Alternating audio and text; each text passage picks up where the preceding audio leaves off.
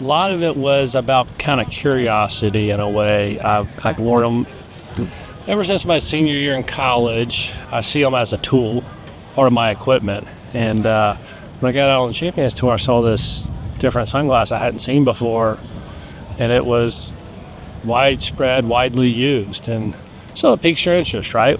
Typically, you see when top athletes are all using a similar product, you'd wonder why. And so started messing around, find out about the SCHEYDEN brand, about the lens technology, and then gave them a kind of a real world test at a tournament in Atlanta.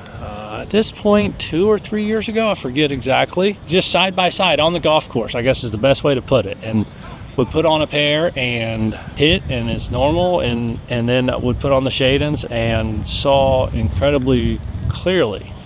And like something seems a little bit different. So I go back and I was like, I just don't see as well out of this other glass. And so I kept messing with them and getting used to it in a way.